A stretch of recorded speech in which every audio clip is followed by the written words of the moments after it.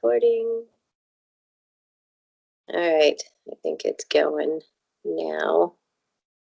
Very good. So were you talking about, you're going to tell me when you were in jail? Oh yeah, my life in prison. It didn't last very long. I was this was when I was in the Berkshires, and as usual, I was trying to take my art education and turn it to something useful. Mhm. And I was working at a summer Camp Tomoka in the Berkshires. Pretty place run by this Jewish guy who was like a New York high school principal. Small, beady eyes, mean-spirited son of a bitch. You know, the kind that lords it over all the kids, petty dictator type. Power hungry. Yeah. Yeah. Mr. Grable. Yeah. So let's see. He was running the camp, and I forget what the occasion. Oh, I think he tried to fire the most popular lead counselor, and everybody revolted, and he was left with the camp that didn't work at that point. Okay. So let's see. I think I was part of one of the interim hunters. I'm not sure. I forgot the details, but it was that kind of a summer. Let's see. Mr. Grable. So you're at a summer camp. How does that wind you up in jail? Oh, yeah. Well, I had my VW bug that I had brought back from Colorado, and I swapped that to somebody in Massachusetts there for a VW bus.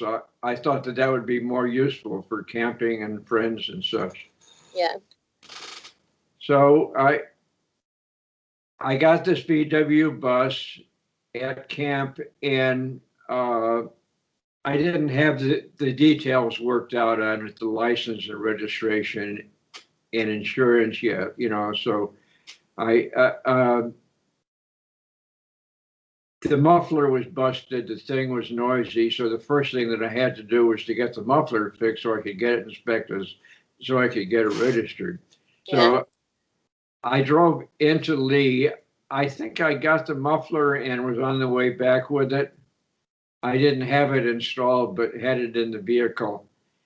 When the local police stopped me, and you know, license, registration, insurance, and of course I'm short in all of those. Yeah. I probably had a license, but that was about it. So he drives me over to the Great Barrington Courthouse and Jail. It's this big old Gothic building, you know, with the courthouse up on the top and the jail down in the dungeon and in the basement. So they placed me in the dungeon. I hadn't been in jail before. Have you been in jail? Have you had the experience? I got arrested once, but I never got farther than just like a holding cell, just Yeah, for why. Yeah. That's what I was in. That was close enough. It was a nice hardwood bed, Comfy. you know, solid plank, no pillow. They were kind enough to give me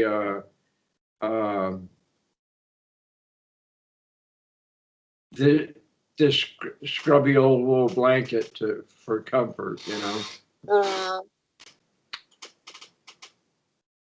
So I forget who showed mercy on me. One of the people from the camp came and bailed me out and brought me back to camp.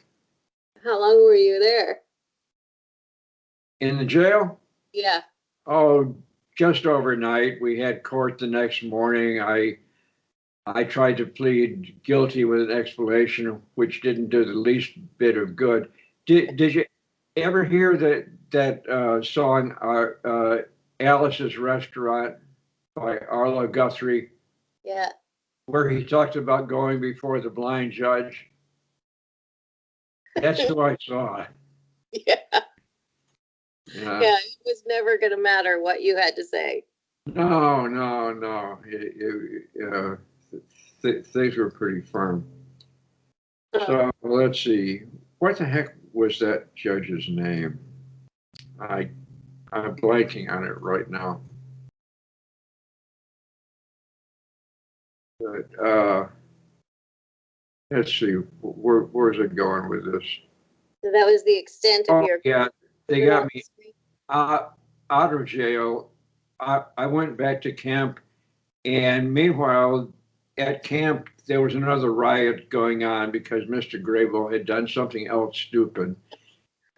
You know, when he was smart, he would take his little rowboat and take it and put it in the middle of our little duck pond and sit in it and just hope that the rest of the camp went away. Because he, yeah, he, his lieutenant was this guy Marty who had been a sabra in Egypt, you know, or Egypt, Israel. So he was a good guy to have in charge, but Mr. Grable wouldn't leave that alone. He kept on poking with the process. So what happened to him in the end? Well, let's see.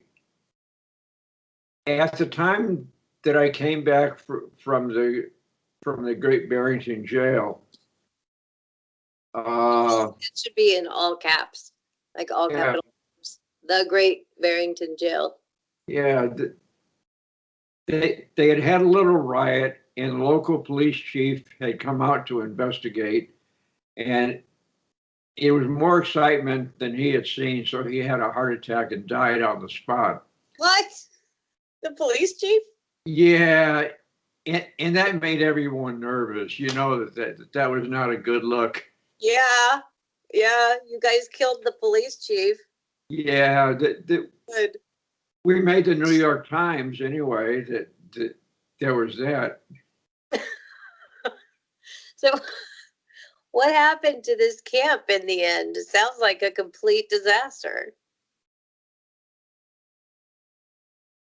Uh, yeah, it pretty Who were much the was. kids? By the time we were through it, that I'm not sure whether it ever rose its head in the same form again, or if Mr. Grable found some other way to make some more money. Did what were the kids doing all this time? I mean, Let's see, they were kind of New York '60s kids, radicals, uh, mostly Jewish, some Italian and other mixes. Uh, these were the kids that if they were in Brooklyn, they had a set of darts to throw at the police horses when they tried to do crowd control on them. These were rowdy kids, yeah, you know. yeah. Wow. That doesn't sound like any summer camp I ever went to. Oh no, this wasn't the. I think it was trying, you know, that they had tennis courts and such, but Yeah, trying to be something that it was definitely not. no, it never had the spirit. And then let's see, Marty was the Sabra that that Mr. Grable was having a problem with. Once Marty got canned, oh, what happened? Who came in? There was kind of a council of generals that ran it for a while. Uh, I'm I'm forgetting some of the juicy parts or the salient parts. So the kids, did the kids like have activities that they did? What was the purpose ostensibly of this Oh, camp? it was an arts and music camp. Ah, that's why Uh, you were there. Yeah. Okay. so we're getting toward the end of the summer. Mr. Grable has canned Marty, and there's a theater program that's supposed to take place, but Marty was running that, so I just raised my hand. I can run a theater. Sure, why not? Had no idea, but Can't be that hard. I knew as much as anybody. Yeah. So we put on a play. We were coming up on Parents' Day when they'd all come up and visit and see how their kids are doing it and decide whether they want to cough up some more money to send them there for the second half of the summer. Yeah. And let's see. One of the kids had written a play which was a takeoff on the kind of stuff that was going on the off Broadway that time. It was a contemporary political satire. I think Nixon was the president, and Billy Graham was very famous and all. So we Lots of had. fodder there. Hmm? Lots of fodder there. Oh yeah. They recruited me to play Billy Graham. That was easy enough. You just had to be very stiff and serious. And it was a good play. I thought we had a good time. Mr. Grable looked nervous because a lot of the stuff was over the top and offensive. He was relieved, and so was I at the end of it when the parents all applauded, because they're hip New York people and they know this is what's going on. Mr. Yeah. Grateful was a little bit out of the loop. He was worried that he'd offend the parents, Yeah. but they were just fine with it. Interesting. It's funny when you're talking about some of this stuff. I remember when we lived in Korea, my dad was stationed there for 2 years when I was in 9th and 10th grade. And there's something about DOD schools, Department of Defense, that just attracts the worst. The worst. Worst teachers or Teachers, principals. Let's see. So one of the teachers got deported for having an affair with a student. One of the teachers got committed to a psychiatric facility because he dumped a kid upside down into a trash can. Into a what? Into a trash can. Oh, well, sometimes that's called for. And then our principal hung himself. Oh, Jesus. That makes people nervous, yeah. Yeah, and then there was a big scandal about the lesbian gym teacher spying on the girls. And this was all in 2 years. Just the 2 years I was there. Yeah. Let me guess. They took people who couldn't get work anyplace else. Yeah, pretty much. Pretty much. And they were just mean-spirited, ugly people. Ah. I just remember my biology teacher she was just this woman that she was like the roundest person I have ever seen. She had really thin hair and a head like a bowling ball and glasses, and her body was literally round. It wasn't fat or plump or bulging it was like literally round.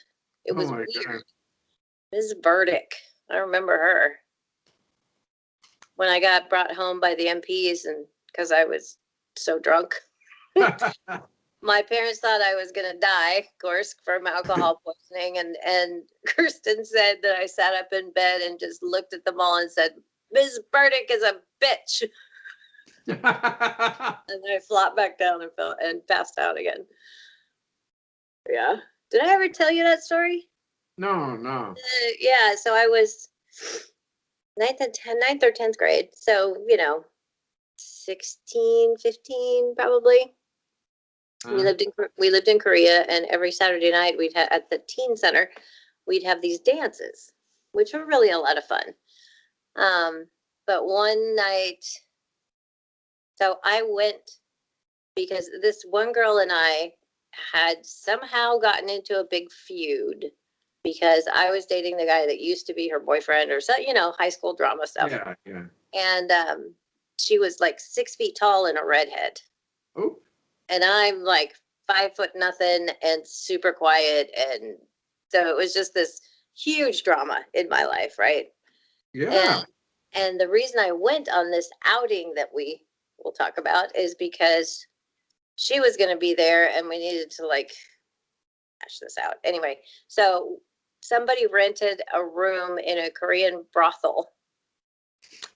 And we all went there, a bunch of high school students went there down this hallway with curtains on the doors. And we went into this room and everybody got just shit faced. Just so drunk. And this Amazon girl was like, he's an asshole. You and I should be friends. I'm like, yay. But I got so drunk that I couldn't walk home. Oh Like my God. I kept falling over. That's And pretty drunk, yeah. yeah, I don't think yeah, I think that's probably the drunkest I've ever been.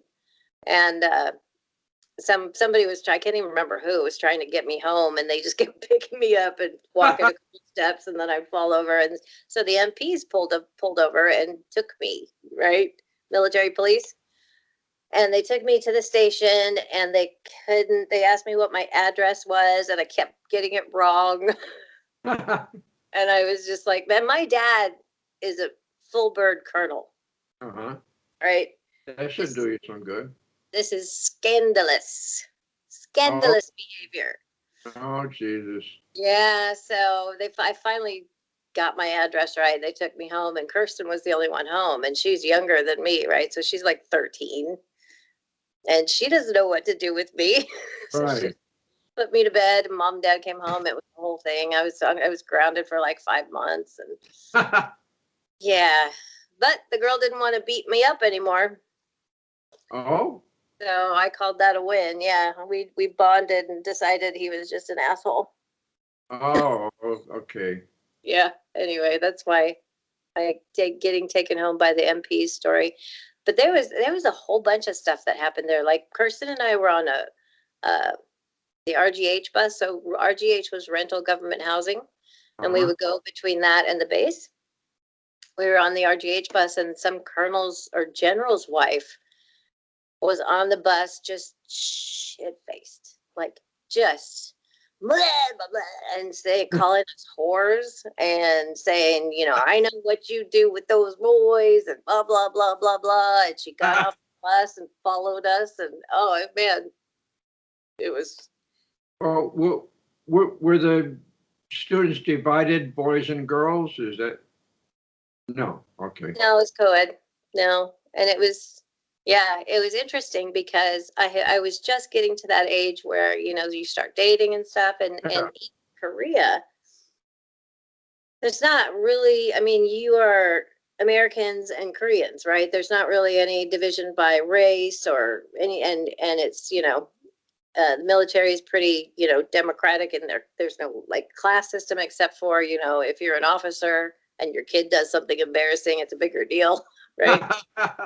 Um, and when I came back to the States, I was really shocked at the way people talked about race and viewed people like interracial dating. This was in 77, 78. Yeah. Was like, well, you shouldn't do that, Right. and nobody would admit to being a racist, but there were just things that weren't done. Yes. Yes.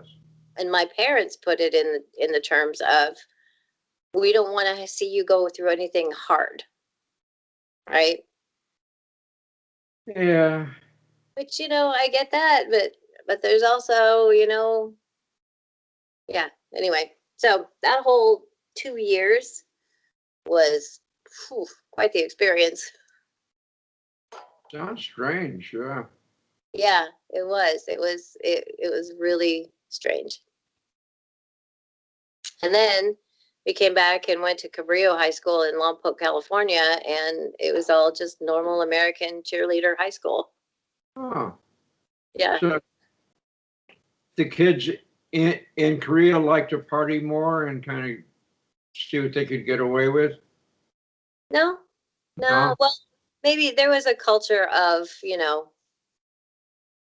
but they, people would drink and it would be normal and, just teenage stuff and nobody got crazy except for me. And that was just the early signs of my alcoholism rearing its ugly head. Oh, yeah, I bet. Yeah, I remember everybody we'd go out gate 19 and get some alcohol and everybody would get all giggly and stuff. And I would just be like, I got to go get some more because I'm not there. Right. Like my tolerance level was super high. Oh, really? Yeah. So I'd go out the gate by myself in the dark, buy more alcohol, stand in the alley and drink it and come back in and go to the game and feel like everybody else. You're not very big. You don't have a lot of body weight to spread the alcohol out in. Yeah, but I could drink anybody under the table for years. Really? Yeah, it's weird. Yeah. Hello, Izzy. She's just staring at me. Yeah. So it was, yeah, I drank a lot more than anybody else. Oh. Yeah, just to feel normal. Which, it's really not a good sign. No, Right. I did a lot of drinking for a while when I was younger. It was kind of in the factory town culture that I came from. A tavern on every corner. Yeah. Yeah. Pretty inescapable. Yeah. Yeah. And it actually saved my life more than once because things were rough for me. I mean, I had such a hard time and it gave me that buffer that I needed that, because everything would have just been too hard. Oh, just to create a distance from the stresses. Mm-hmm. But so distance from trauma and people and my anxiety and yeah, it was really helpful. And then it started not being helpful anymore. It got really bad. Uh, Yeah. Yeah. And my kind of philosophy on that stuff is, if you don't know what's driving you to self-destructive behavior, then, there's a reason why you are doing it. But when yeah. you know what that reason is, when you Mhm. figure it out that this is trauma or whatever it is that's driving you to be self-destructive, and you know it, and you identify it, then it just becomes an excuse to keep doing what you're doing. Okay. So, yeah, I don't know. And that's when changes happen, right? When you know why you're doing it and it's bad and you can do something about it, you're not, unaware, then it's just an excuse if you don't do anything. And I used it as an excuse for quite some time. Uh, It's not like, you miraculously figure things out and then you're perfect, right? Somehow I get a memory of when I was in Denver, walking down the alleys there with a gallon of Gallo wine. The the cheap stuff. Yeah, not the expensive stuff because you're not drinking it because you like the taste. No, no, no. Yeah, there's a goal here. Yeah. Yes. to reach a certain point of Yes. anesthetizing. Yep. Yep. I always aim for oblivion. Uh, Like just go straight there. Yeah. Problem with that is that whatever issues, your things that are going on that are in your life that are hard, when you wake up the next morning, they're still there and compounded by stuff you didn't take care of, oh, and you have a hangover. oh, that too. You're right. Right. Yeah, so it doesn't really do you any good, but and we sure can convince ourselves that it does. Yeah. Yeah, I particularly have been very adept at self-deception. Not so much anymore, I think, but Self-deception. mm, What? Telling yourself what? that nothing, that's not my fault, that I, whatever, just Oh, that I never thought I was okay, and I never thought that what I was doing was right, because I'm not an idiot. Um, but it was so easy just to kind of drink it away and keep going, and I'll deal with that later mentality, which is weird because I'm so different now. yes. Yeah. You're a quite functional human being. Yeah, at least I know how to fake it better. Yeah. Maybe I'm just a better actress. But I think we all are, aren't we? Right? We're just kind of faking our way through life until I don't think anybody ever really gets it. I hope so. I mean, yeah, studying acting was one of the things that was most helpful Yeah. for me in life. That and typing. Yeah. Yeah. Typing is just a generically good skill to have. Yes. Like it'll keep you afloat when other things won't. Yeah. Yeah. Yeah, I, it's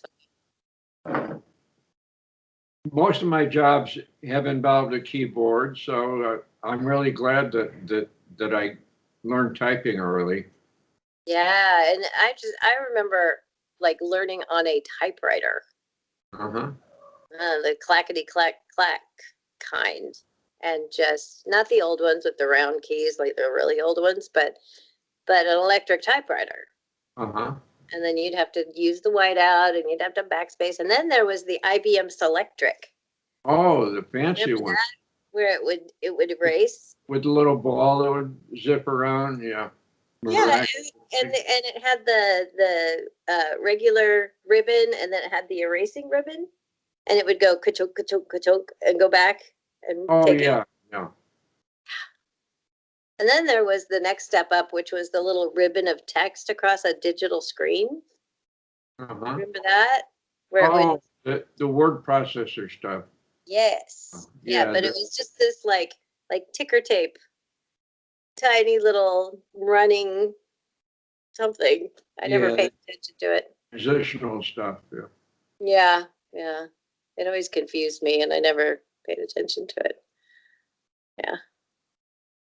Yeah, it's funny to think about the fact that like home computers, personal computers have not been around that long. Yes. Like maybe, well, I guess 1980 was 40 years ago. Good Lord. So I wonder when personal computers started being more the norm. I feel like like it's always been this way. It's hard to imagine life without them. Candy comes to mind. They had some of the earliest popular ones. Yeah. I remember, well, we used encyclopedias in school Oh, the old days. Yeah. for all our reports. Yeah. I I remember the day the encyclopedia salesman came to our house and touted how we were just going to all be brilliant because of that exposure. It, Yeah. it didn't do any harm. I'm glad we had the encyclopedias. When we were bored as kids, we used to just read stuff in them. Yeah. Yeah. Because it was like, interesting stuff. And remember, you could go into the library and using the card system, the Dewey Decimal card system, Oh, yes, yes. the actual physical cards. I'm old, but I'm only going to be 58 this year, not 59. Oh, good. Well, I told someone again yesterday that I was 58. I'm not. so you're not 58 yet. Not yet. But somehow it got lodged in my brain and I can't get rid of it. Huh. Weird. Well, anyway, we should probably wrap up because it's 10 minutes till 10. Okay. But I will, I'm going to try and come out Friday so we can go have dinner. Maybe maybe I'll take the afternoon off and, because it would be fun to go to the coast. It would. It would. Yeah, maybe we'll go for a drive and do something fun and get some good seafood or something. Oh, do you have a favorite place? No, but I think we should find some place that has pickup for takeout and then just go sit and watch the ocean and eat. Great. What do you think? That sounds like a wonderful plan. I haven't said hello to the ocean in some time. It's been at least 2 years for me Yeah. since pre-pandemic and the summer before that. I wasn't apparently feeling good, so I didn't do much. So, yeah, let's tentatively plan on doing that on Friday then. Oh, okay. Friday afternoon. I have my counseling appointment at 10. Maybe I'll take the rest of the day off after that. I think I will. And then we'll just make an afternoon of it. I should be looking at the June calendar, right? Yes, it would be June,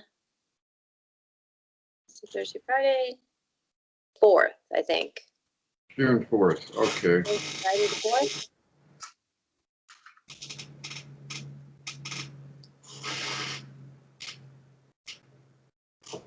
I'm putting mine where all important messages go. Oh, yeah, yeah. I always write stuff on my hand and then I lean on my hand and I get ink all over my face. Not good. All right, I'm going to head over to the studio because I've got like 6 different projects going on over there. Great. I wander through my day and make some stuff and eat some stuff and maybe take a nap. Ah, good to see your face again. Good to see you too, and I will see you Friday. Great. Thank you so much. Bye. Bye for now.